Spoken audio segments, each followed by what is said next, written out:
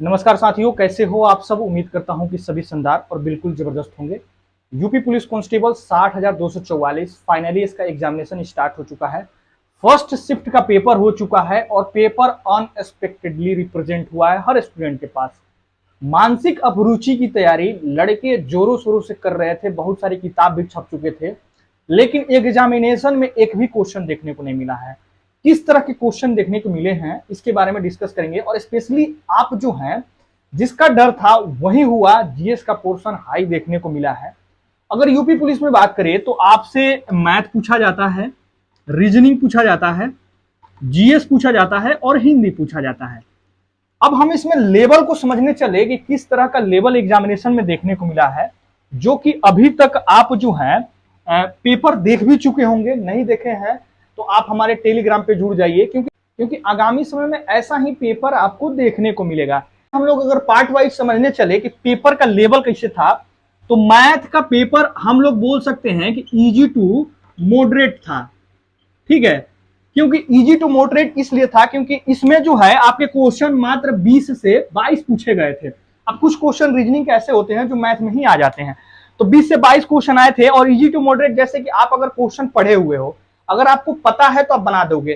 अगर टॉपिक की बात करें तो चक्रवृद्धि ब्याज से क्वेश्चन आए थे, लाभ हानि से क्वेश्चन आए थे, परसेंटेज से क्वेश्चन आए थे, और जो है आपका ज्यादा अंदर से क्वेश्चन देखने को नहीं मिला था। हाँ, एक दो क्वेश्चन कैलकुलेटिव कर सकते हो, एक दो क्वेश्चन जाहिर सी बात है पिछला पेपर में भी था।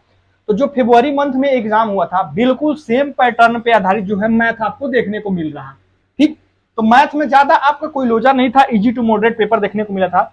रीजनिंग की भी वही स्थिति थी, इजी टू मॉडरेट आपको देखने को मिला है। ठीक है, इजी टू मॉडरेट आपका रीजनिंग भी देखने को मिला है। अगर रीजनिंग में क्वेश्चन की बात करें तो 50 से 55 56 वही क्वेश्चन थे, 50 से 55 मैंने दोनों मिला के 75 क्वेश्चन आए थे मैथ रीजनिंग। अब देखिए, सारे बच्चे जो है मानसिक अभिरुचि की तैयारी किए थे, क्योंकि पिछला पेपर में 10 से 12 क्वेश्चन मानसिक अभिरुचि से हर पाली में देखने को मिला था, लेकिन इस बार एक भी क्वेश्चन नहीं है। हाँ, कथन निष्कर्ष से जो है आपको एक दो क्वेश्चन देखने को मिले हैं, लेकिन मानसिक अभिरुचि से एक भी क्वेश्चन नहीं है। तो रीजनिंग इस हिसाब से जो है इजी टू मॉडरेट है। जैसे कि आप पहले पढ़ते थे, अगर आपको सारे टॉपिक के बारे में ज्ञान है तो आप आराम से बना सकते हो। त्रिभुज गिनने के लिए आए थे और आपका जो है एक चित्र दे देता है, घन गिनने को आता है, ये सारे क्वेश्चन आए थे। मतलब कि बहुत इजी ही हम बोल सकते हैं, इजी टू मॉडरेट जो है आपका रीजनिंग था। अब जीके पे आते हैं, जो कि जीएस। जीएस इस बार थोड़ा सा जो है हार्ड हो गया है। इसको हम लोग इजी नहीं बोल सकते, लेकिन हाँ मॉडरेट जरूर बोल सकते हैं। ठीक है, मॉडरेट ये जरूर बोल सकते हैं, मतलब जीएस आपका मॉडरेट रहा है। थोड़ी सी क्वेश्चन इसमें टफ थी। अगर हम स्टैटिक जीके की बात करें तो स्टैटिक जीके भी अच्छा खासा पूछा गया था। जैसे कि एक पूछा गया था क्वेश्चन आपका कि नोएडा किस शहर में पड़ता है, नोएडा शहर जो है किस डिस्ट्रिक्ट में पड़ता है, किस जनपद में पड़ता है। बहुत अच्छा क्वेश्चन था। इसके अलावा भी दो चार और क्वेश्चन थे जो उत्तर प्रदेश के स्टैटिक जीके से थे। काफी मतलब आसान आसान क्वेश्चन थे, लेकिन कुछ क्वेश्चन ऐसे थे जो भारी थे। करंट अफेयर से भी क्वेश्चन आए थे, 2024 के करंट अफेयर से क्वेश्चन आए थे। तो एक जीएस का पोर्शन हल्का सा भारी होता हुआ नजर आ रहा है, लेकिन ये भी इसको हार्ड नहीं कर सकते, मॉडरेट में रख सकते हैं।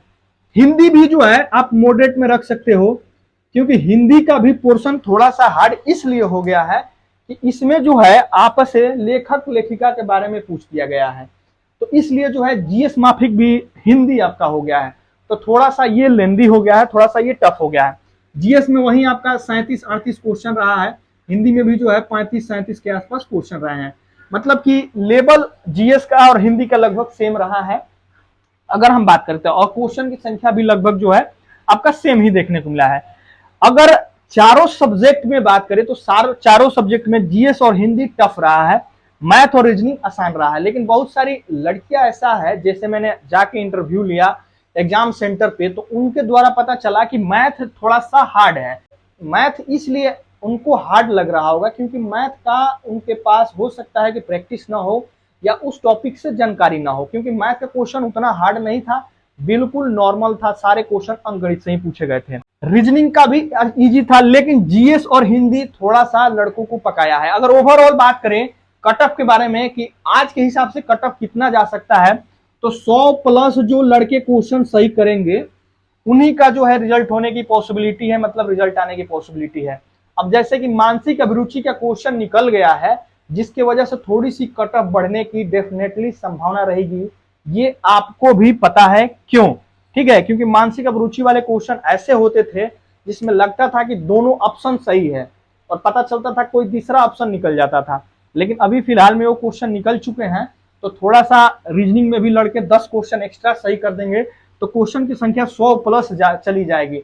तो 100 110 के आसपास यही मेल फीमेल दोनों का कट ऑफ देखने को मिलेगा। अगर लड़कियां 100 के आसपास है, 100 95 तो उनका ठीक ठाक है, लड़के 100 110 120 के आसपास हैं तो ठीक ठाक है। ऐसे मैंने पोल सेट किया है तो उसमें अमूमन लड़के यही 100 के आसपास क्वेश्चन सही किए हैं। आगामी समय में जिनका भी एग्जाम है सभी को ऑल द बेस्ट।